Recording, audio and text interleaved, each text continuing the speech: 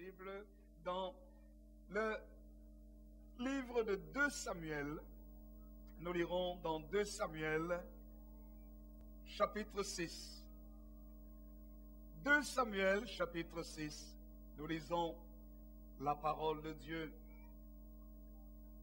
2 Samuel, chapitre 6, nous lisons à partir du 6e verset.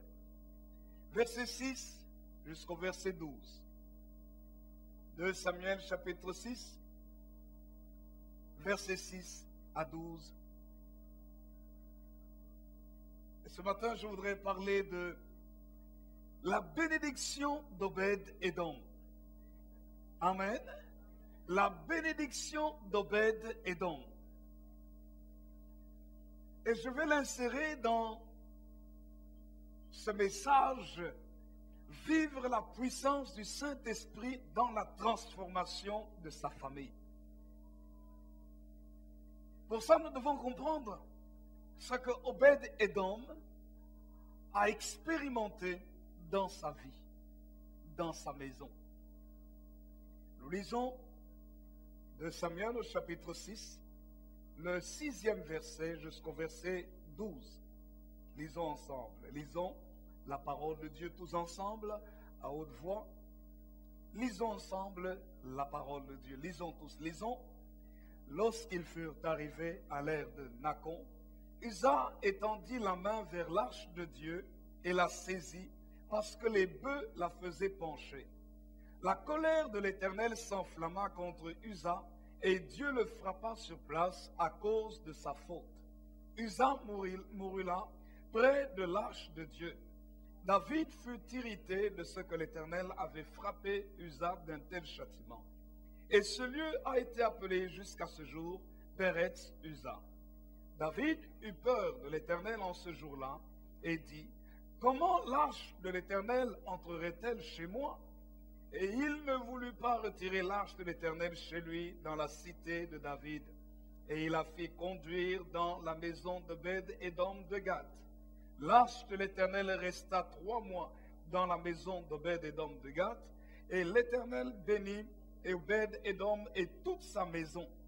Et on vint dire au roi David: l'Éternel a béni la maison d'Obed-Édom et tout ce qui est à lui à cause de l'arche de Dieu.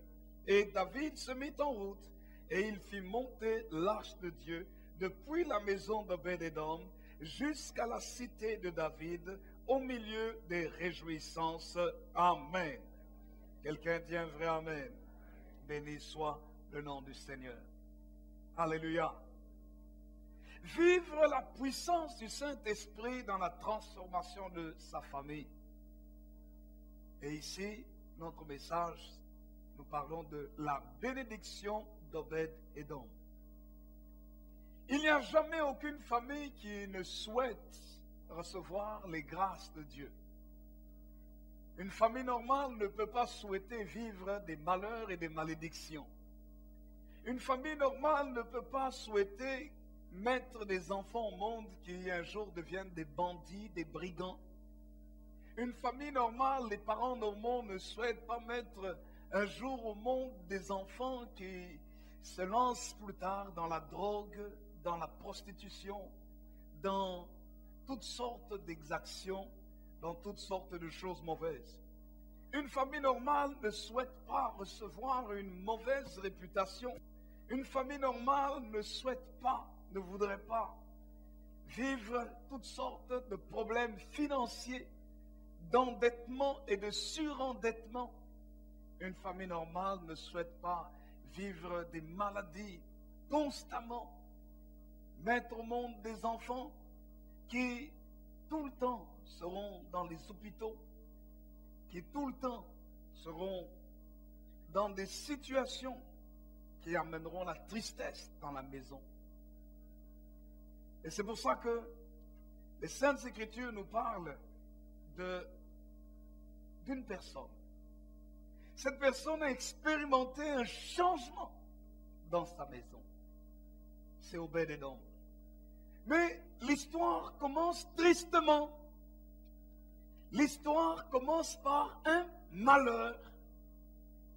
L'histoire commence par, en fait, une joie, mais dans cette joie, le malheur arrive. La Bible dit que l'arche était restée, l'arche avait été récupérée par les enfants d'Israël. Et voilà que David le roi voulait l'amener dans sa cité. Et ils ont pris l'arche, ils l'ont mise sur un char conduit par les bœufs. Et pendant qu'ils étaient en train d'aller, ils se réjouissaient. Mais voilà qu'à un moment donné, pendant qu'ils avançaient, les bœufs ont fait pencher l'arche qui allait presque tomber.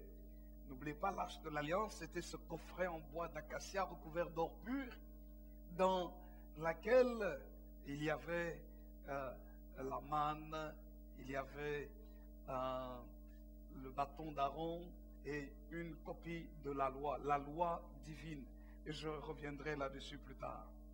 Mais c'était ce coffret qui symbolisait la présence spirituelle de Dieu. Et voilà que pendant qu'ils sont en train d'avancer, dans la joie, l'arche s'incline parce que les bœufs la faisaient pencher.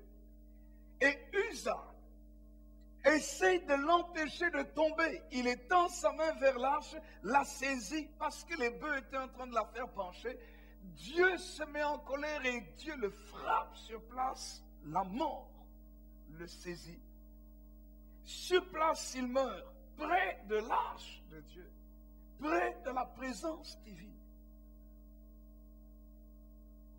Et la Bible nous dit, la joie se transforme directement en irritation, en peur, en crainte, en tristesse, en deuil.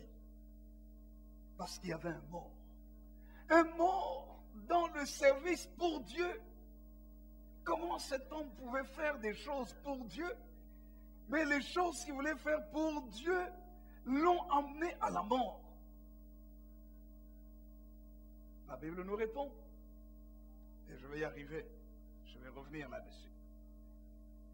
La Bible dit que David, qui voulait emmener l'arche dans sa cité, a eu peur ce jour-là. Il a dit non, non, non, non. Comment est-ce que l'arche de l'Éternel peut entrer chez moi? Peut entrer chez moi? Non, je ne veux pas. Je ne veux pas. Qu'est-ce qu'il a fait? Il a vu Obed-Edom, qui venait de la ville de Gath, Obed-Edom de Gath. Il a appelé Obed-Edom, il dit, Obed-Edom, cette arche va entrer chez toi, dans ta maison. Obed-Edom a accepté. Pour lui, c'était un privilège. Et je peux imaginer en même temps qu'il avait peur. Mais la Bible dit, quand nous lisons la vie d'Obed-Edom, il faisait partie des Lévites. Il faisait partie des gens qui avaient le droit de s'occuper de l'arche. Il a pris l'arche, il l'a amené chez lui, à la maison, et il s'est occupé à l'entretien, au service de l'arche. Et voilà que quelque chose d'étrange s'est produit. Au bout de 3 mois seulement, la bénédiction était tellement grande dans la maison d'Obed-Edom. Tout lui réussissait. Dieu faisait du bien à Obed-Edom et à toute sa maison, à toute sa famille. À tel point que la nouvelle a commencé à se répandre dans le pays. Et on est venu en parler au roi David en disant, écoute roi, l'Éternel Dieu a béni la maison d'Obed-Edom. Cela est écrit au verset 12. Et tout ce qui est à lui. Et la Bible dit pourquoi? Il est écrit à cause de l'arche de Dieu. Là, David reçoit la nouvelle. Il est tellement enthousiaste. Et là, il va demander, va chercher l'arche de Dieu pour qu'on l'amène dans la cité de David, au milieu de réjouissances. Cette fois-ci, il ne fait plus la même erreur. Il demande au sacrificateur de prendre l'arche, de la mettre, de porter l'arche. Et la Bible dit qu'il arrive dans sa cité, au milieu des réjouissances, il y avait la musique, les danses, et ceux qui portaient l'arche, quand ils faisaient 6 pas, voilà qu'on sacrifiait, on tuait un bœuf et un veau gras. On faisait des sacrifices à l'Éternel. Et David lui-même dansait de toutes ses forces devant Dieu, nous disent les Saintes Écritures, et l'arche est arrivée dans sa cité.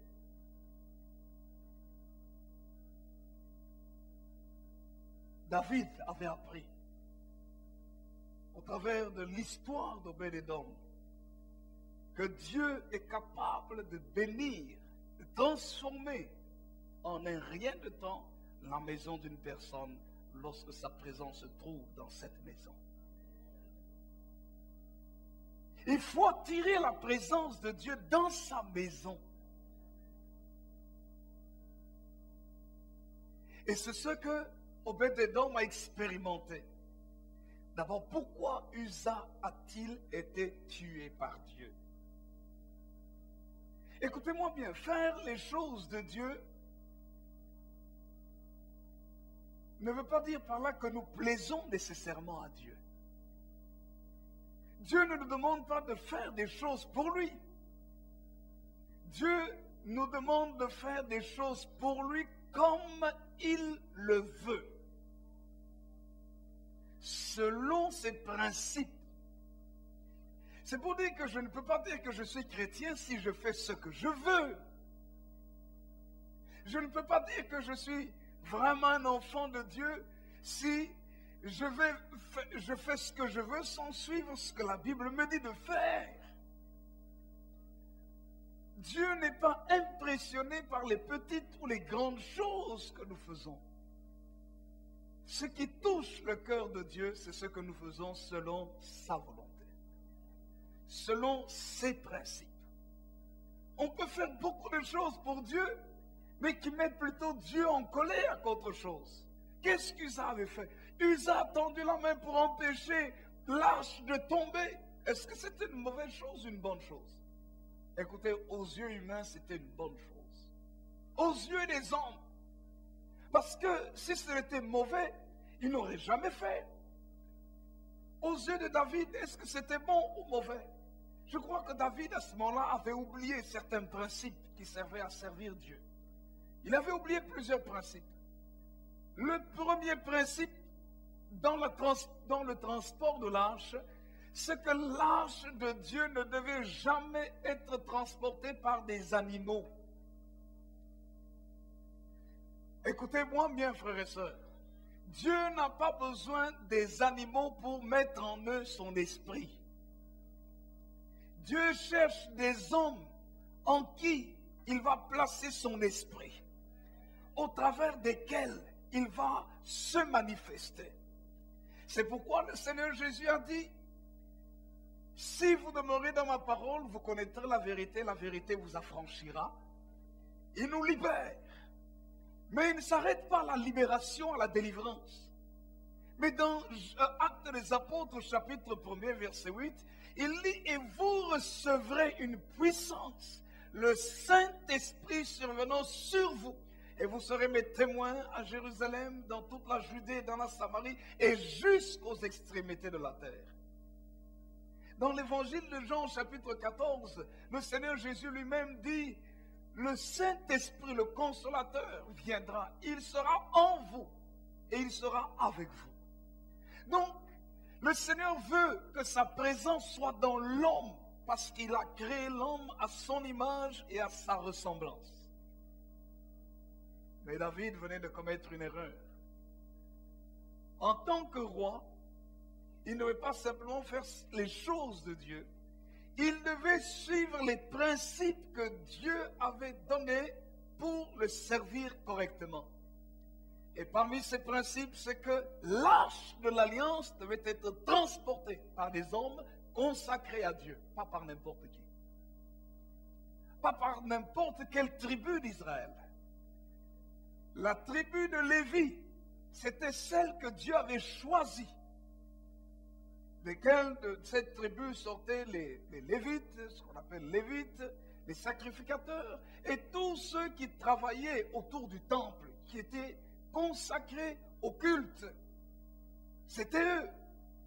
C'était à eux que la responsabilité était donnée de s'occuper des ustensiles du culte, de s'occuper de tout ce qui concerne le service du temple. C'était à eux. Et même le transport de l'arche, c'était réservé à cette tribu. Mais voilà que, et puis non seulement ça, c'est que les sacrificateurs ne touchaient pas l'arche.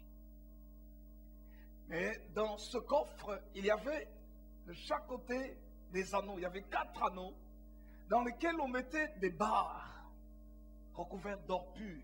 Il y avait des barres. Et les sacrificateurs portaient ces barres. Chaque personne, des personnes devant, des personnes derrière, et transportaient ces barres. Et marchaient ainsi avec l'arche. L'arche n'était pas touchée par les mains humaines. Pourquoi? Pourquoi est-ce que l'arche n'était pas touchée par les mains humaines? L'arche représentait la présence de Dieu 3 fois saint. Et lorsque une âme pécheresse, touchait la présence de Dieu, aucun homme ne peut subsister dans un état de péché devant Dieu. Ceux qui appartenaient à la nature humaine, qui pouvaient toucher l'arche de Dieu, c'était le sang des animaux. Le sang des animaux qui étaient tués pour dire, Seigneur, voilà, à cause de nos péchés, les animaux étaient tués, ont été sacrifiés à notre place. Il y a eu substitution. Au lieu que ce soit nous qui mourions, voilà, les animaux sont morts à notre place. En voici le sang pour que tu nous pardonnes les péchés et que nous puissions recevoir de toi la bénédiction, la vie et tout le reste. C'est pour ça que chaque année, le grand prêtre, le souverain sacrificateur, prenait du sang et entrait dans le lieu très saint, le saint des saints, une fois par an, le lieu dans lequel reposait réellement la présence de Dieu. Et il venait, il y aspergeait le sang des animaux pour le pardon de ses péchés et pour le pardon du péché de tout le peuple qui était à l'extérieur. C'était sur le propitiatoire. Le propitiatoire, c'était le couvercle qui était sur l'arche. Et sur ce couvercle, il y avait 2 anges, 2 chérubins qui avaient des ailes déployées et qui étaient l'un en face de l'autre. Ils avaient des chérubins aux ailes déployées. Et le sang était jeté sur le propitiatoire pour que Dieu pardonne les péchés. Usa a touché l'arche. La nature pécheresse ne peut pas toucher Dieu sans mourir. Heureusement que Jésus est mort pour nous sur la croix. C'est parce que Jésus a versé son sang pour nous sur la croix que nous maintenant nous pouvons avoir un libre accès auprès du trône de Dieu. Quelle grâce! Oui, c'est pourquoi tous ceux qui refusent Jésus dans leur vie comme Seigneur et Sauveur ne pourront pas subsister devant Dieu dans les cieux. Parce qu'aucun homme par sa propre justice ne peut plaire à Dieu. Aucun homme par ses efforts, sa religion ne peut plaire à Dieu. Dieu n'est pas impressionné par le nombre de prières que nous faisons. Dieu n'est pas impressionné par nos rites et nos traditions. Dieu est satisfait lorsque nous obéissons à ses principes et à ses commandements. Et la Bible dit que sans effusion de sang, il n'y a pas de pardon. Sans que le sang ne coule, Dieu ne peut pas pardonner à l'homme. Parce que l'homme est tellement pécheur qu'il n'y a qu'une seule chose qui peut satisfaire Dieu pour que Dieu lui pardonne, c'est la mort de l'homme. Parce qu'il ne peut pas. Il ne peut pas payer le poids de ses péchés. Il doit être tué. C'est pour ça que dans son amour, Dieu a envoyé Jésus-Christ, notre Seigneur. Dieu s'est fait homme en Jésus. Il a accepté de mourir sur la croix. Il a versé son sang sur la croix. Il a été enterré, mis dans le tombeau. Le troisième jour, il est ressuscité d'entre les morts. Le sang de Jésus est le seul moyen qui nous permet de nous approcher de Dieu sans recevoir le jugement divin. Parce que ce jugement est tombé sur le Seigneur Jésus-Christ pour que nous ne soyons plus condamnés par Dieu. Béni soit le nom de Jésus. C'est pourquoi la Bible dit, il n'y a de salut en aucun autre si ce n'est qu'en Jésus-Christ. Alléluia. Il y a de salut des Actes des Apôtres au chapitre 4. Regardez ce qu'il est écrit. C'est pour ça que quand quelqu'un connaît la puissance du sang de Jésus, il n'a pas peur. Il sait que personne ne peut être sauvé si ce n'est que dans le nom de Jésus-Christ. Actes chapitre 4, verset 12, il est écrit, « Il n'y a de salut en aucun autre, car il n'y a sous le ciel aucun autre nom qui ait été donné parmi les hommes par lequel nous devrions être sauvés. » Sauvés de quoi? Sauvés de la colère de Dieu, pour pouvoir entrer dans sa présence. Il n'y a personne qui ait versé son sang pour l'humanité. Faites le tour des religions. Il y a des bonnes choses dans les religions. Comme Usa, c'était une bonne chose qu'il voulait faire. Empêcher l'âge de Dieu de tomber. C'était une bonne chose, humainement parlant, que les hommes étaient en train de faire en mettant des bœufs et un char sur lequel il y avait l'arche, pour amener l'arche à Jérusalem, dans la cité de David. C'était une bonne chose, humainement parlant. Les choses qui sont humainement parlant bonnes ne sont pas nécessairement spirituellement bonnes pour Dieu. Ce n'est pas parce que quelque chose nous semble bonne qu'aux yeux de Dieu elle est nécessairement bonne. Voilà pourquoi nous avons besoin de la parole de Dieu. Nous avons besoin des saintes écritures pour examiner ce que Dieu dit. Est-ce que ce que nous faisons est convenable ou pas? Est-ce que ce que nous faisons est agréé? Dieu l'accepte ou pas? Frères et sœurs, voici ce qu'il est écrit dans Hébreux au chapitre 10. Hébreux chapitre 10. La Bible dit ceci, au verset 19. Nous allons voir que ce qui nous donne la liberté d'entrer dans la présence de Dieu, c'est le sacrifice de Jésus-Christ. Hébreux 10, verset 19, il est écrit, « Ainsi donc, frères, puisque nous avons au moyen du sang de Jésus une libre entrée dans le sanctuaire par la route nouvelle et vivante qu'il a inaugurée pour nous au travers du voile, c'est-à-dire de sa chair, et puisque nous avons un souverain sacrificateur établi sur la maison de Dieu, approchons-nous donc avec un cœur sincère, dans la plénitude de la foi, les cœurs purifiés d'une mauvaise conscience et le corps lavé d'une eau pure. Retenons fermement la profession de notre espérance, car celui qui a fait la promesse est fidèle. Béni soit le nom du Seigneur. Alléluia. Vous savez, le sang de Jésus doit être tellement respecté que celui qui ne considère pas le sang de Jésus, il se place en position de danger devant Dieu. Regardez ce qu'il est écrit toujours dans Hébreux au chapitre 10. Verset 26 et les suivants jusqu'au verset 29. Hébreux 10, 26. Car si nous péchons volontairement, après avoir reçu la connaissance de la vérité, il ne reste plus de sacrifice pour les péchés. Jésus a versé son sang comme un sacrifice pour nos péchés. Dites à votre voisin, toi aussi tu pêches tous les jours.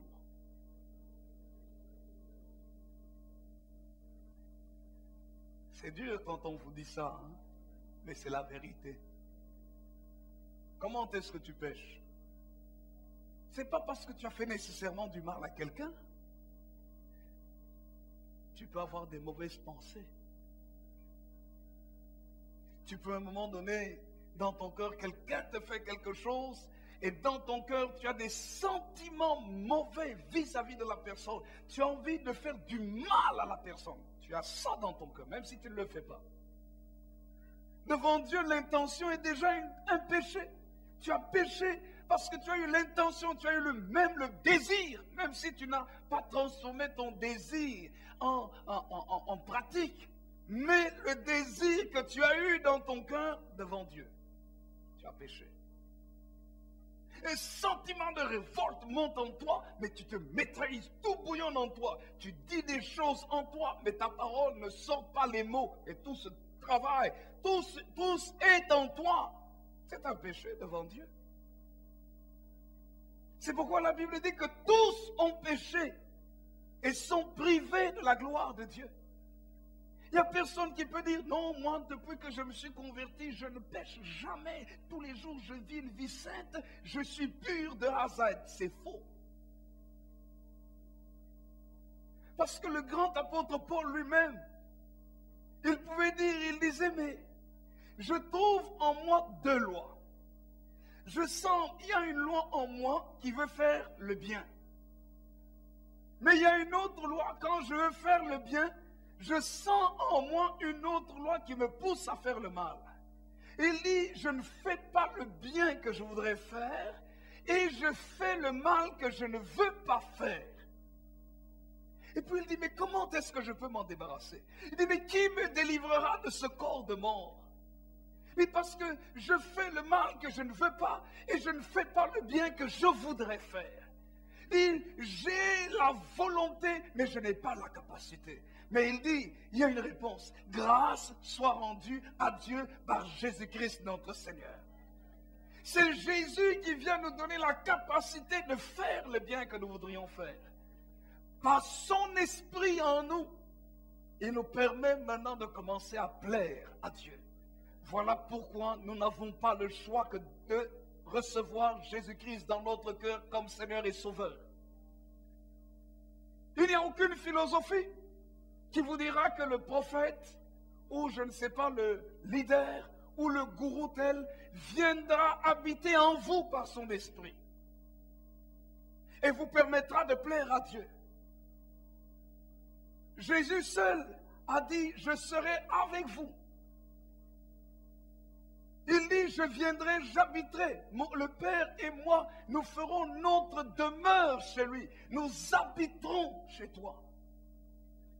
Jésus lui-même dit, par mon esprit, je viendrai.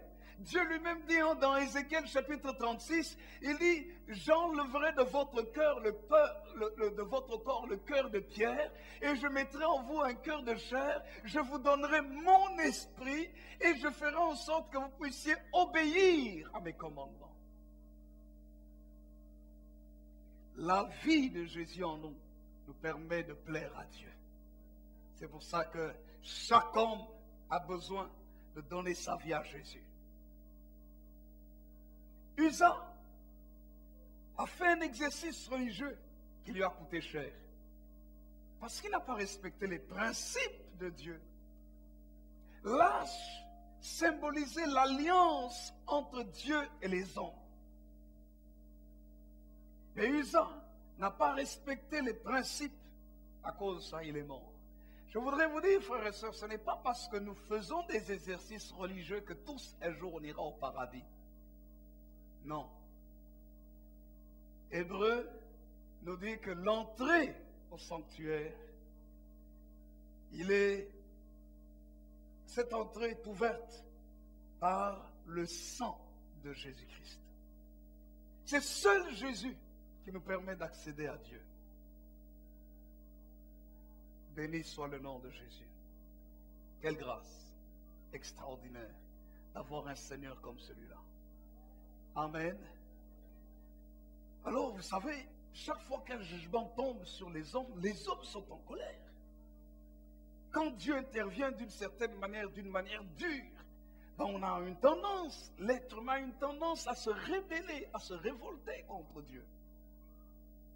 David n'a pas exprimé son irritation, Mais quand il a vu que Uza était mort, je peux m'imaginer, mais ce que, ça n'engage que moi, je peux imaginer ce que David pouvait dire, mais c'est pas possible, mais Uza, il voulait faire quelque chose de bon pour Dieu, et Dieu le frappe encore, mais c'était pour Dieu qu'il voulait le faire. Dieu le tue encore. Ah, pouvez-vous imaginer la colère de David en lui? Il rentre sur lui, non, non, non, non, ce Dieu-là, non, non, non, ce Dieu-là, moi, faire quelque chose encore pour lui, faire des bonnes choses pour lui, prendre l'arche et l'amener. Non, ce que je voulais faire pour lui, je ne le fais pas. Écoutez, Dieu n'a pas besoin de vous pour lui faire du bien ou pas. C'est lui qui est le propriétaire du bien. David ne fait plus ce qu'il voulait faire. Vous voyez que ça a touché, ça a affecté Dieu? Non. On donne en tant que roi Obed-Edom. Qui peut prendre l'arche ici? Voilà, non, non, Obed-Edom est là. Obed-Edom accepte de prendre l'arche chez lui. Oui, oui, va, parce que, en tout cas, nous, ce que nous avons vécu là, c'est, nous sommes dans le deuil. Nous voulions faire quelque chose pour Dieu, mais maintenant nous nous retrouvons dans le deuil. Obed-Edom accepte l'arche chez lui. Je pense qu'Obed-Edom, quelque part, avait la crainte. Il dit, oh, oh, oh, oh, voici comment on nous a appris à respecter l'arche de Dieu. Faisons ce que Dieu nous demande de faire. Parce qu'il ne faut pas qu'on attire la malédiction dans notre maison ici. Je ne dois pas attirer la malédiction dans ma maison. Écoutez-moi bien. Pourquoi est-ce que certains chrétiens attirent la malédiction? Pourtant ils prient, ils attirent la malédiction dans leur maison. Uza a attiré la malédiction dans sa vie. Quand nous servons Dieu, nous venons à l'église, frères et sœurs, s'il vous plaît. Ne soyez pas de celui qui loue le Seigneur dans sa maison, plutôt dans l'église. Alléluia, alléluia, Dieu, tu es bon. Et chez vous à la maison, vous vivez une vie de païen. Vous attirez la malédiction. Je vais vous donner un simple exemple. Est-ce que vous savez que certains jeunes, des enfants qui ont grandi dans les églises, certains de ces enfants de familles ayant été fidèles dans l'église, certains de ces enfants se sont retrouvés des brigands, des gens qui se retrouvent dans des gangs, des gens qui se retrouvent, des jeunes filles qui se retrouvent, oui, parfois dans des gangs, parce qu'ici à Liège, on avait, à un moment donné, je ne sais pas si ça continue à exister, mais à un moment donné, il y avait des gangs de filles aussi. Vous pouvez vous rendre compte, des filles qui se promènent avec des lames de rasoir sur elles. Elles sont là avec, vous les voyez, une jolie fille, elle se maquille bien, mais dangereuse. Très dangereuse. Vous les voyez là, des petites, l'air presque innocente, mais très dangereuse parce que possédée par les démons de la haine. Se promenant avec des lames de rasoir, et dès qu'il y a une dispute, elle sort la lame de rasoir, tcha, tcha, tcha. Elle coupe. Elle dit, si je dois aller en prison, tant pis. L'esprit de rébellion a rempli son cœur. L'esprit de haine et de meurtre a rempli son cœur. Et on trouve des jeunes gens qui font partie de familles chrétiennes. Des gens qui, tous les dimanches, étaient à l'église. Mais dont les enfants vivent la malédiction. Pour quelle raison?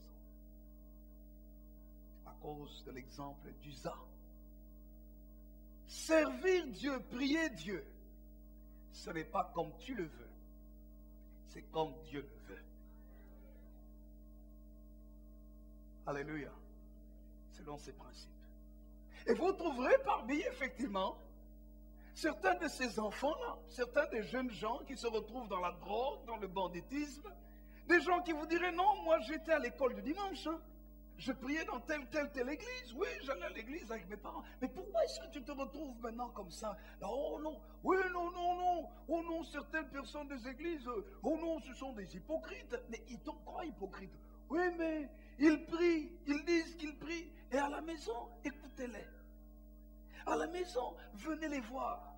Venez entendre ce qu'ils nous font, ce qu'ils nous disent. Comment ils sont méchants.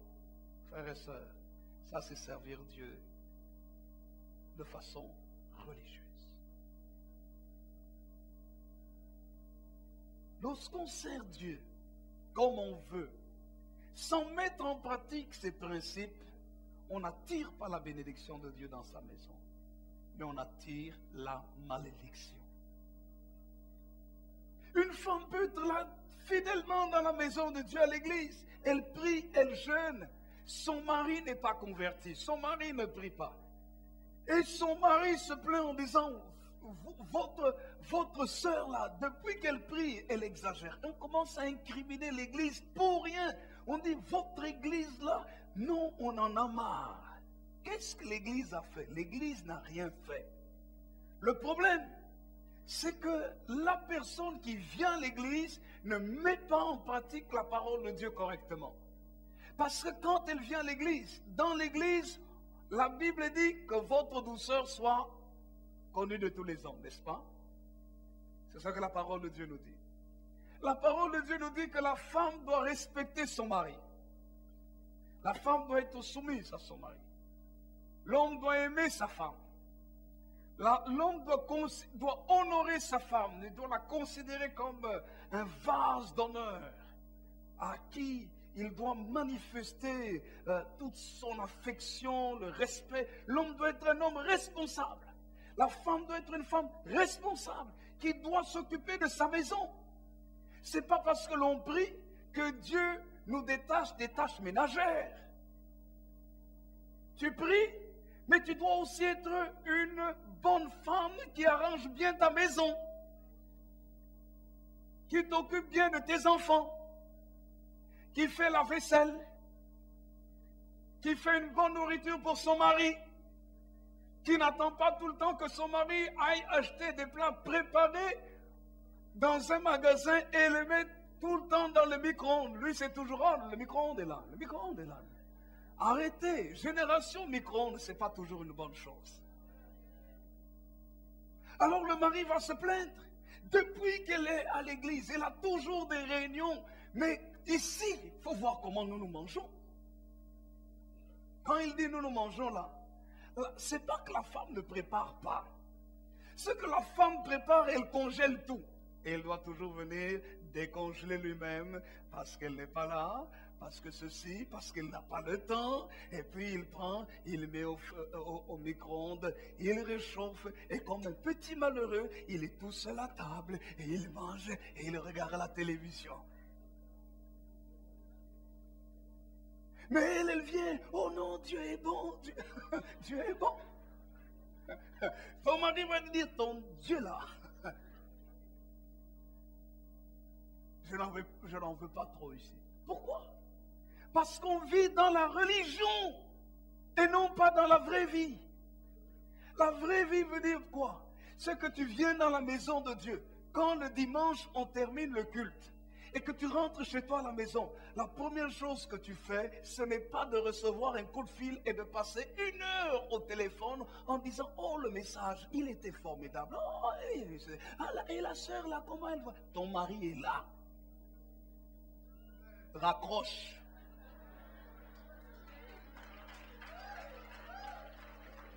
Alléluia.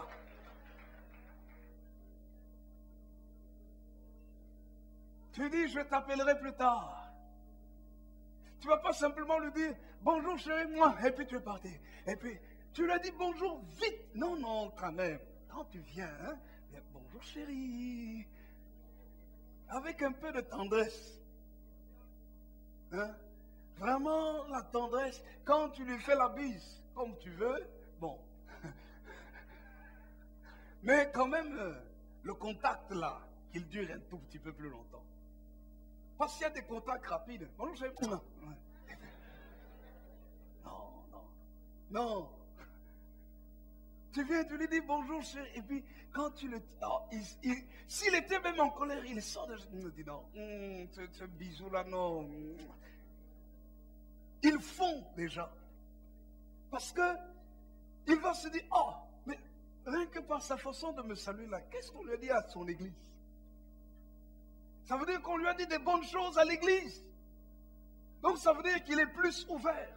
Mais si tu viens, tu lui dis, bonjour, et puis tu vas dans ta chambre, oh Seigneur, je te remercie pour le culte qu'on a eu aujourd'hui. Oh, tu es bon, oh cher Saint-Esprit, remplis-moi. Ribababaya Saka. Oh, oh, oh, oh, oh, oh, oh. Lui, il est là. Toi, tu dis Ribabaya Saka, et son estomac est en train de dire Grogoboro.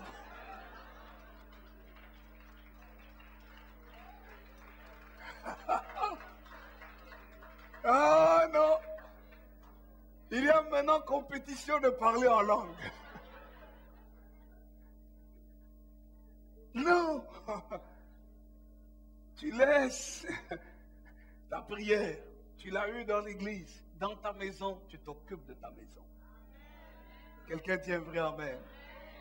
Les enfants sont là, même s'il y a du désordre à la maison, tu ne viens pas d'abord commencer à crier. Mais vous les enfants, comment ça se fait? Je vous ai laissé, je ne peux pas aller une fois, je ne peux pas passer 2 heures dans une réunion sans venir voir le désordre dans la maison. Mais c'est quoi ces enfants? Tu viens de prier, maman. Maman, calme-toi. Bonjour les enfants, comment ça va? Oh, vous avez été très énergique aujourd'hui. Ah, ça change tout, hein? Ça change tout. Parce que quand vous revenez d'une réunion de prière et vous criez sur les enfants, ils se disent, ce Dieu-là qui apprend à notre maman de crier, nous n'en voulons pas. Mais si tu reviens, même s'ils ont fait n'importe quoi, ils viennent te dire bonjour, tu libères la joie, le bonheur, tu es agréable.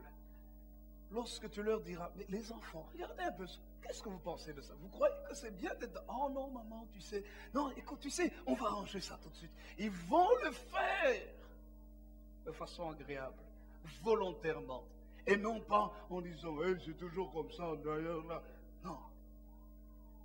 Alléluia. Usa a servi Dieu, mais mal. Combien n'attirent pas la mort dans leur maison, la mort de leur mariage, la mort du mariage. Mais pourtant ils prient. C'est pas parce que tu pries que la vie sera nécessairement dans ta maison. Mais si tu pries en esprit et en vérité, quelqu'un dit un vrai amen. Dites un vrai amen. Comment est-ce qu'on peut tuer son mariage? Il y a plusieurs façons. Ne pas communiquer avec son conjoint, c'est tuer le mariage. Passer beaucoup plus de temps à parler avec des frères et sœurs, même si c'est des choses de Dieu, que son propre mari, que sa propre femme. Dieu a créé l'homme comme étant un être qui doit communiquer, communier. Nous devons parler les uns avec les autres. Nous devons nous toucher les uns les autres. Nous devons nous faire du bien. Nous devons sentir l'odeur de l'autre. Et comme le péché est entré dans la nature humaine, de temps en temps, il nous faut nous disputer un peu. Et puis nous pardonner aussi. La nature humaine est telle qu'on a besoin de sentir que l'autre est là. Alléluia. Nous avons besoin de manger ensemble. Nous avons besoin de tout ça. Même si on est chrétien, on est fait de chair et d'eau. Nous avons besoin de sentir la chaleur de l'autre. Chaleur émotionnelle, sa joie, mais aussi sa chaleur physique. Quand vous êtes marié, il ne faut pas que votre lit soit toujours froid. Du moins la place de votre conjoint. Il faut que quand vous mettiez la main comme ça, là, vous sentez quand même que c'est chaud. Et que la chaleur vous traverse de la tête aux pieds. Si vous mettez la main comme ça et que c'est froid, et que c'est le glaçon qui vous traverse la tête aux pieds, c'est dangereux. Vous allez chercher une bouillotte pour rien à mettre dans le lit. C'est pour ça que la Bible dit, lorsque 2 couchent ensemble, ils ont chaud. C'est écrit dans la parole de Dieu. Malheur à celui qui est tout seul. Vous Vous pouvez détruire votre mariage en ne vous occupant pas de votre conjoint correctement. Quand je parle de s'occuper du conjoint, je ne parle pas seulement à la femme, je parle à l'homme aussi. Vous savez, les hommes, surtout les hommes africains,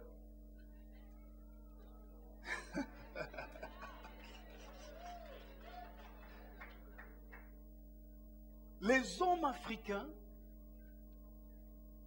excusez-moi, ont l'impression que le cœur de la femme, dès que l'homme l'épouse, le cœur de la femme là lui appartient.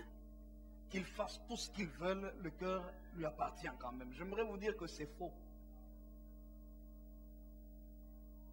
Le cœur de la femme t'appartient tant que tu sais entretenir ce cœur-là.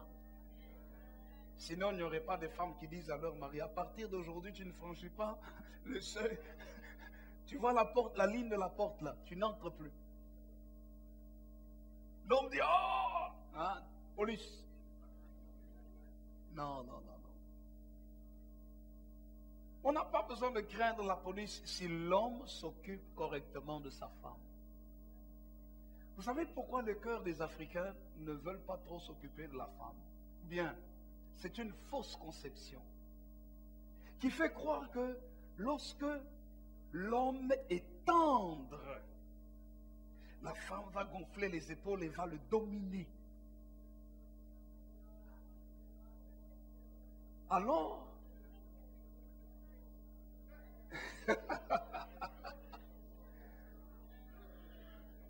c'est dans la conception erronée.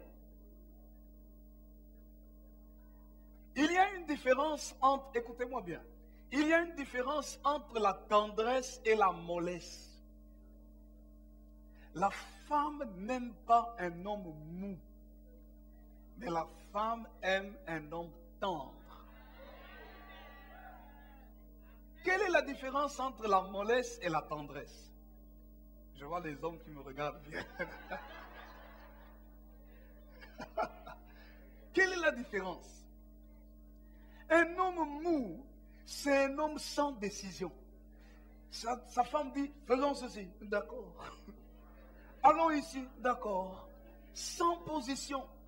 La femme se lève et dit, ah, non, à partir d'aujourd'hui, on va faire ceci. Elle commence même à gronder. L'on dit, ah, calme-toi, calme-toi, quand même. Hein, calme-toi. Non, non, non, non, non, non. Là, la femme va dominer. Et quand la femme domine sur l'homme, c'est mauvais. Et pour elle, et pour lui. Parce que elle aura une tendance à jouer avec l'homme comme un ballon. Donc, allez, allez, viens ici, allez, viens. Fais ceci, fais.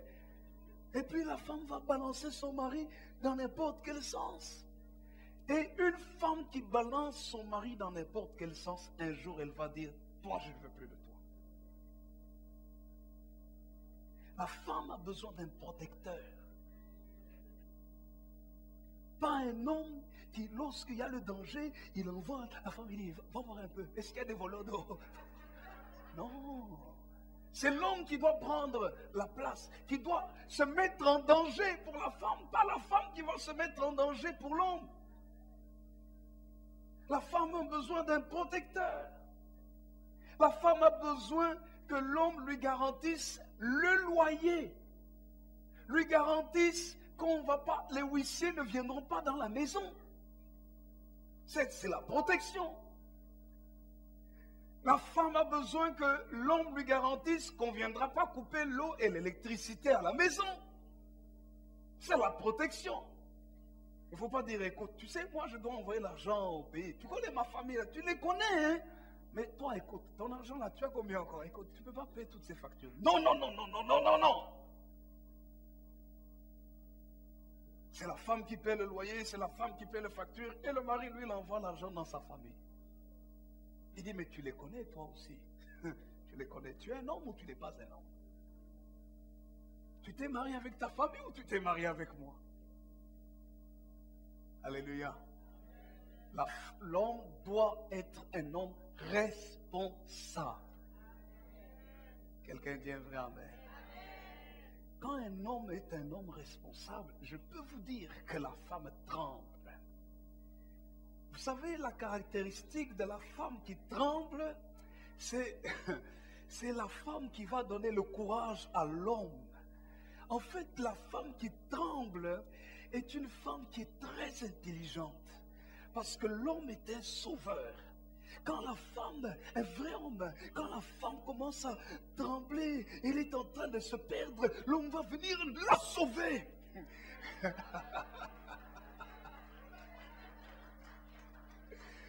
Et elle, pendant ce temps, elle ouvre l'œil, c'est là comme ça, elle est gelée. Mais les femmes intelligentes savent ce qu'il faut faire. Hein? Et si tu es toujours là, moi je peux me sauver moi-même, il va dire, sauve-toi toi-même. Non. Alléluia. C'est important de comprendre ces choses. Lorsque nous parlons de la tendresse, c'est apprendre à respecter sa femme dans sa façon de lui parler. Parfois, les hommes sont trop durs avec leur femme. Fais ceci, ah, toi aussi, regarde. Le verre ici, tu ne vois pas que le verre, il faut le mettre comme ça. Et toi, tu le mets comme ça. Tu ne vois pas que si tu le mets comme ça, ça va produire ceci, ceci, cela. Lui, toi, tu raisonnes. Elle travaille là-dedans tous les jours. Toi, tu viens de temps en temps voir la vaisselle. Mais elle est là tous les jours. Laisse-la faire. Laisse-la faire. Jeunes mariés, laissez-les faire. Aidez-les. Parfois comprendre. Mais la tendresse, c'est le respect aussi. Dans sa façon de lui parler. La tendresse, c'est lui dire des mots tendres qui vont la valoriser. Oh, tu as fait une belle coiffure aujourd'hui. Oh, mais tu es toute belle là aujourd'hui. Oh, ça lui fait du bien. Elle a fait une belle coiffure. Ou même s'il a fait une vilaine coiffure, sois diplomate. Si la coiffure là, c'est pas ça du tout, sois diplomate. Ne dis pas, c'est vilain. Non. Ne lui dis pas ça comme ça.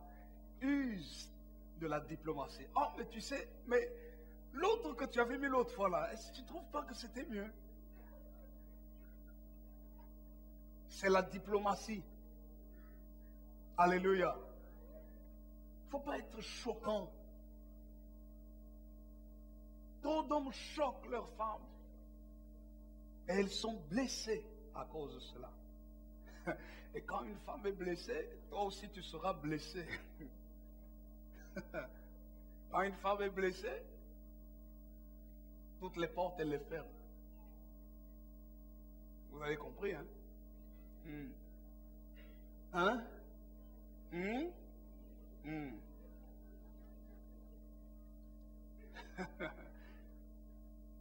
C'est pour ça qu'il ne faut pas blesser la femme, il faut la respecter. Et lorsque l'homme manifeste la tendresse à sa femme, j'aimerais vous dire que la femme à ce moment-là va s'épanouir comme une fleur. Une vraie fleur qui va libérer tout son parfum. Aussi bien pour son mari, pour celle qui est mariée, que pour ses enfants. Elle va libérer tout son potentiel pour attirer la grâce et la bénédiction de Dieu dans la maison. C'est tellement important. Alléluia. Usa, frères et sœurs, a servi Dieu en excluant les principes de Dieu. La Bible dit dans Éphésiens au chapitre 5, le verset 25, il est écrit « Marie, aimez vos femmes ». Marie, aime ta femme comme Christ a aimé l'Église. Tu ne peux pas dire que tu aimes ta femme si elle a fait une erreur dans ta maison et toi tu vas raconter cette erreur-là à ta famille. Mais vous savez, ma femme, elle a fait ceci, elle a fait cela. Ou à tes amis. Non. Tu ne peux pas détruire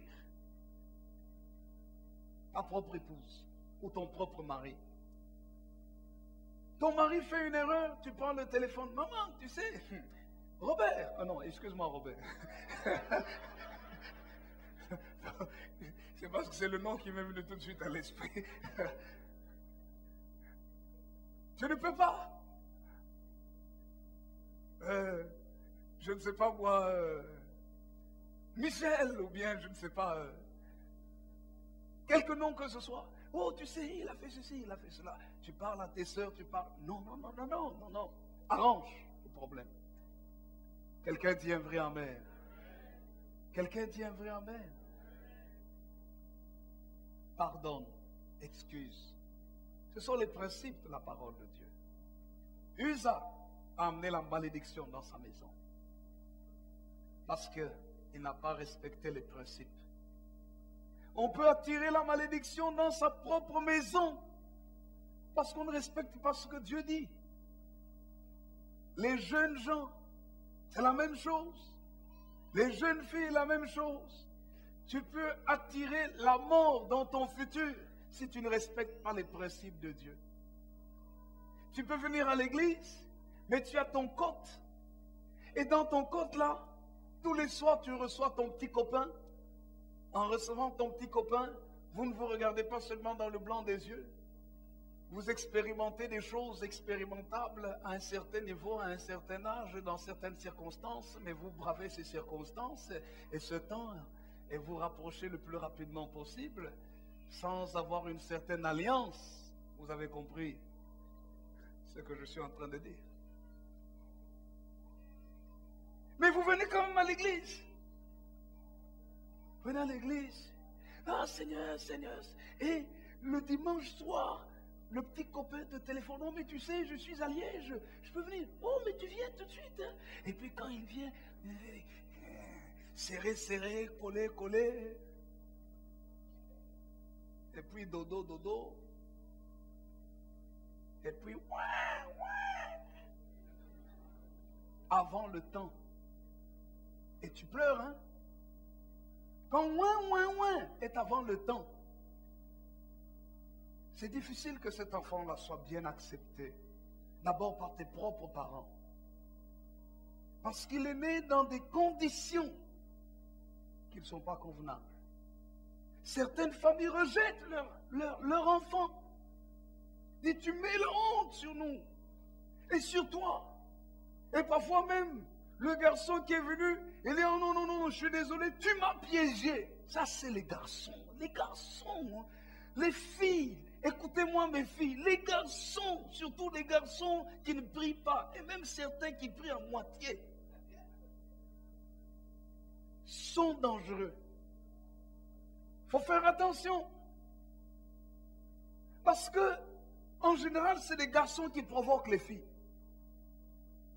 Et quand il a refait les histoires, et que la fille tombe enceinte, il va dire, non, c'est pas possible, tu n'as pas pris tes précautions, tu m'as piégé. Ah non, si c'est comme ça, non, non, débrouille-toi. Irresponsabilité, méchant menteur.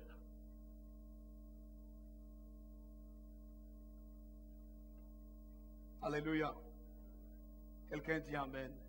Et tu hypothèques ton avenir. Pour rien.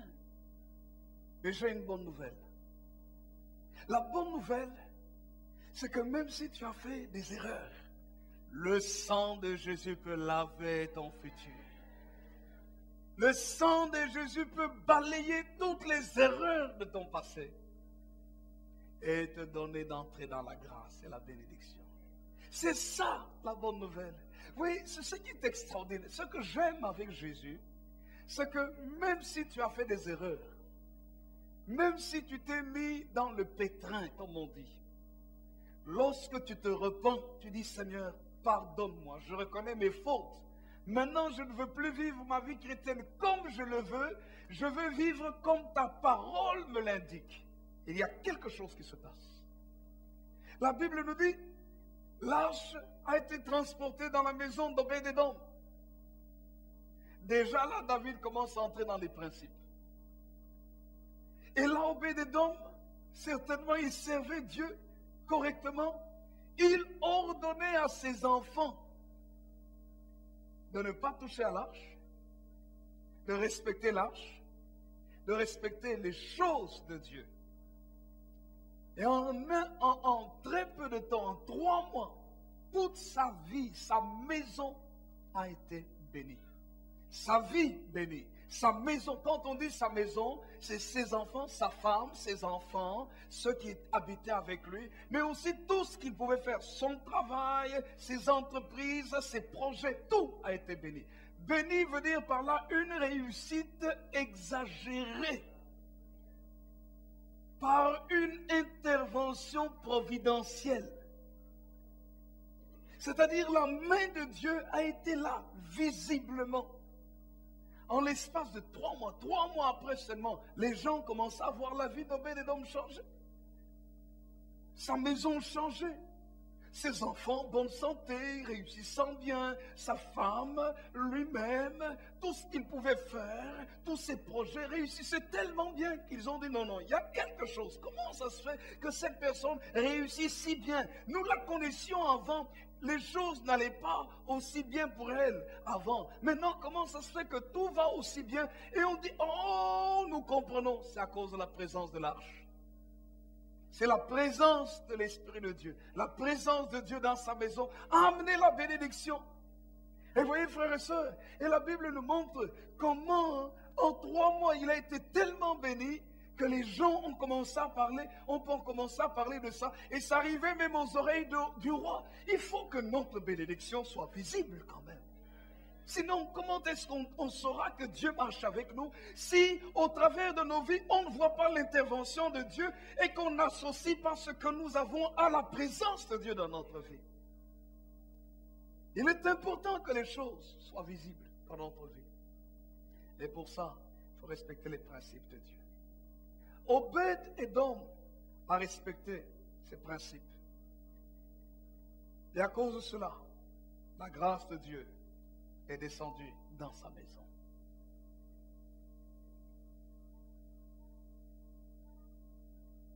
Parmi ces principes, je voudrais en citer quelques-uns et puis nous allons nous arrêter. Éphésiens chapitre 6, très rapidement.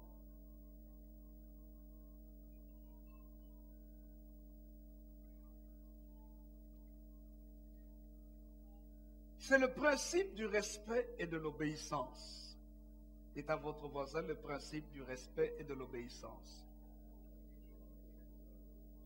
Éphésiens chapitre 6, verset 1er jusqu'au 3e verset.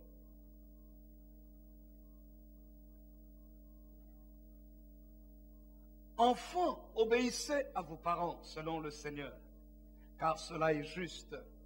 Honore ton père et ta mère, c'est le premier commandement avec une promesse, afin que tu sois heureux et que tu vives longtemps sur la terre. Amen. C'est le respect des parents. Le respect des parents. Il est important, si nous voulons vivre la bénédiction de Dieu dans nos maisons, très tôt, d'apprendre aux enfants à respecter les adultes. Quelqu'un dit un vrai amen. Les enfants doivent respecter. Les enfants doivent apprendre à obéir. C'est très important.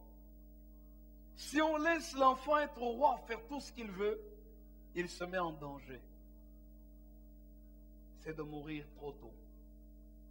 Les enfants doivent apprendre à obéir. Mais les parents adultes, tant que leurs parents sont vivants, ils sont grands-parents, ils marchent peut-être avec une canne, ils ont le dos courbé, ils n'ont plus suffisamment de force, les adultes doivent apprendre à honorer leurs parents, respecter leurs parents. Ce n'est pas parce que mon père a 90 ans, par exemple, que, bon, il est peut-être là, je ne sais pas, faible, qu'il ne faut plus le respecter, qu'il faut commencer à lui parler comme un petit enfant. Ce n'est pas un petit enfant. C'est celui qui vous a mis au monde. Respectez-le. Quelqu'un dit un vrai amen? Parlez-lui correctement. Bonjour papa, bonjour maman, c'est votre père. Honorez-le. Faites-lui du bien. Ne parlez pas de lui comme si, oh non, le vieux là, regardez ce vieux là, comment il est? Tu as oublié que c'est lui, quand tu étais tout petit, qui t'a fait manger.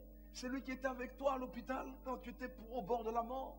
Honore-le. Respecte-le. Quand il a un besoin, qu'il ne soit pas comme un mendiant devant toi. Vous avez des moyens financiers et il faut s'occuper d'eux.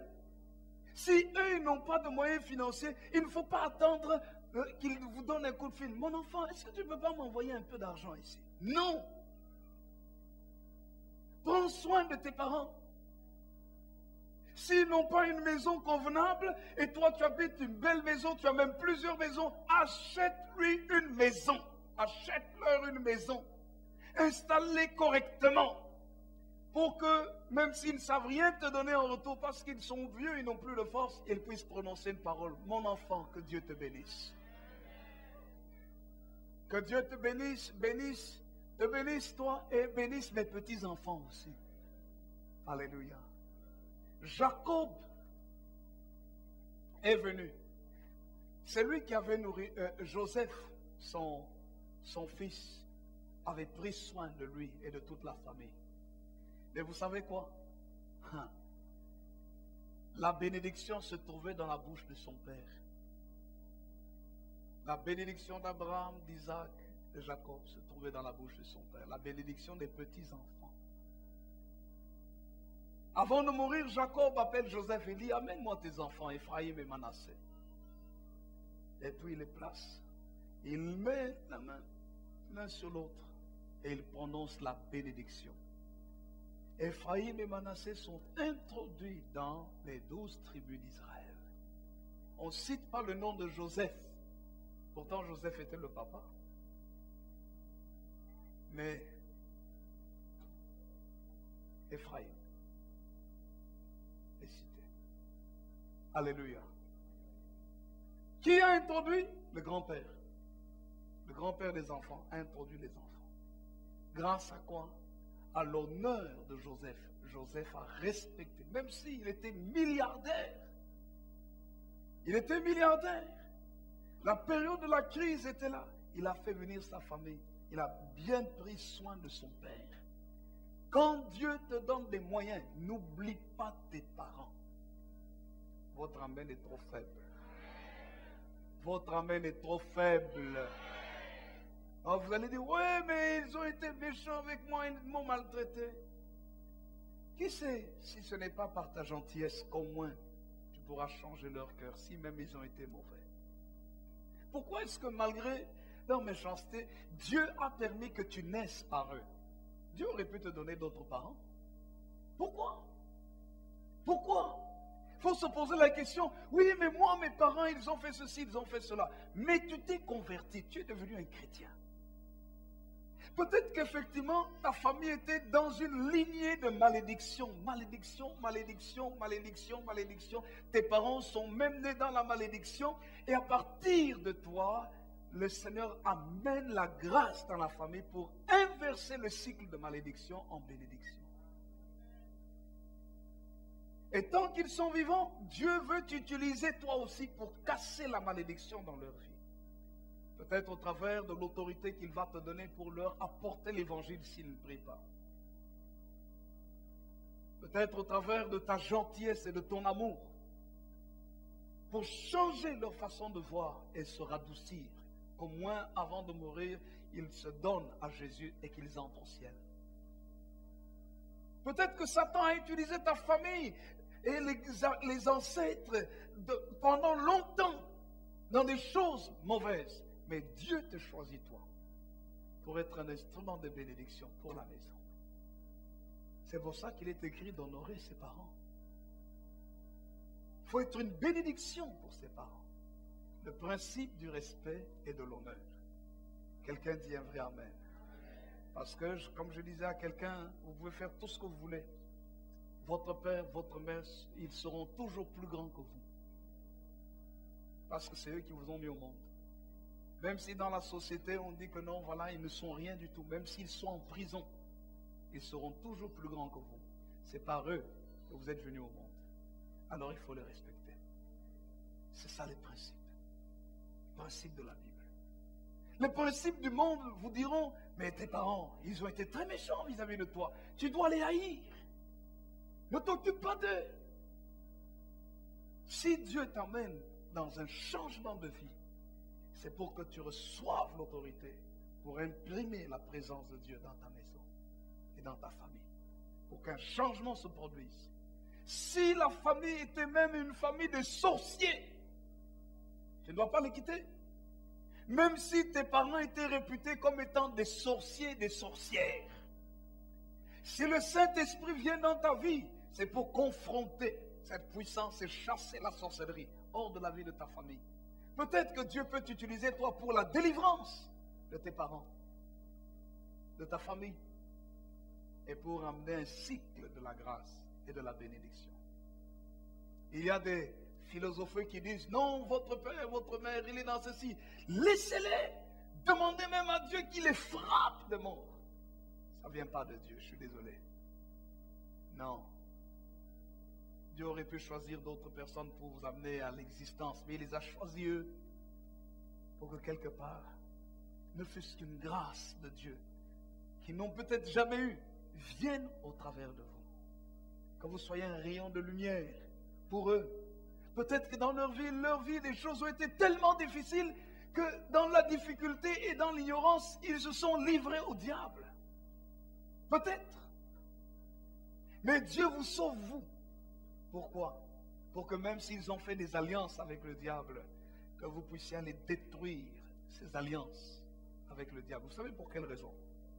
Parce que quand vous êtes né dans une famille, quand dans cette famille on a fait des alliances avec le diable, il n'y a personne d'autre qui a une autorité véritable, à moins d'une grâce spéciale de Dieu sur la famille, comme vous l'avez.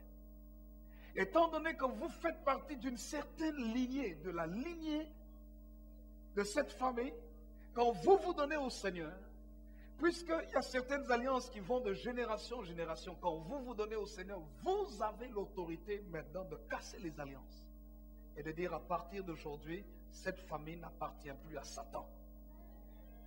Vous avez l'autorité. Mais vous ne devez pas simplement prier. Vous devez maintenant commencer à amener l'évangile dans votre famille. Puisque cette famille n'appartient plus à Satan, à partir d'aujourd'hui, écoutez, voici les principes que nous allons suivre dans la famille ici. Et vous amenez ainsi la famille dans la grâce et la bénédiction. Quelqu'un dit un vrai amen. Le principe de du respect et de l'obéissance.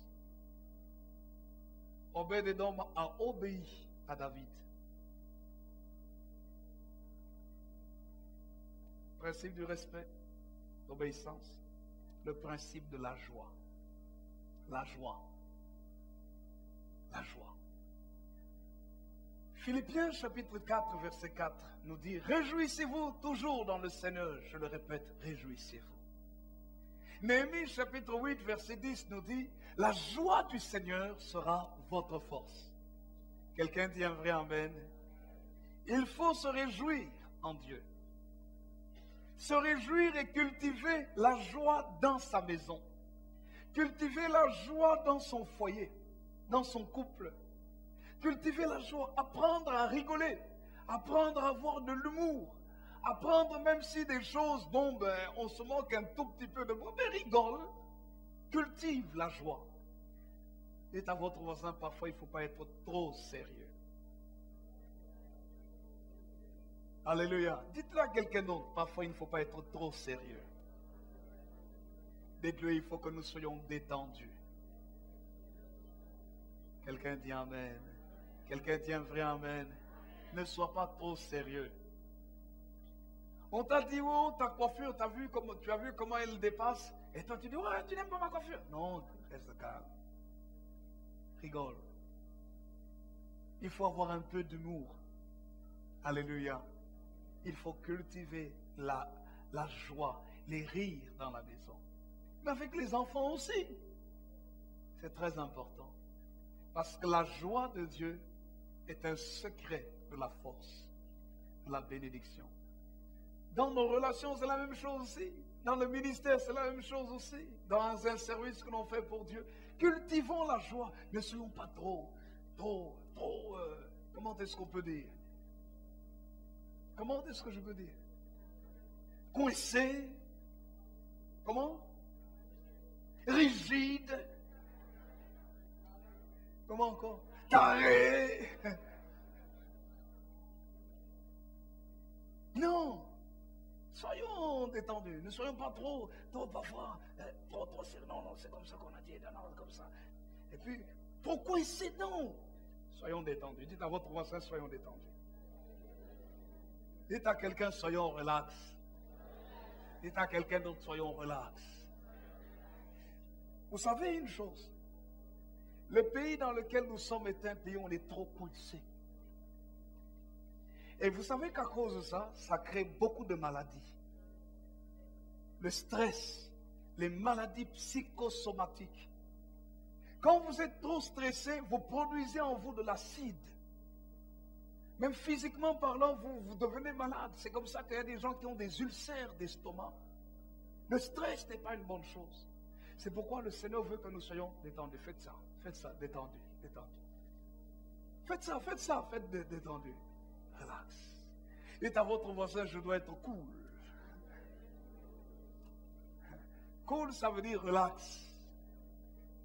C'est pas nonchalant, c'est pas permettant n'importe quoi. Non, c'est quand même cool. Amen. Il faut cultiver la joie. Et Obed-Édom a attiré la bénédiction dans sa maison. Dieu a décidé de te bénir. Ah. Bon, je dois recommencer toute ma prédication. Dieu a décidé de te bénir. Que le Seigneur te bénisse. Que le Seigneur bénisse sa parole.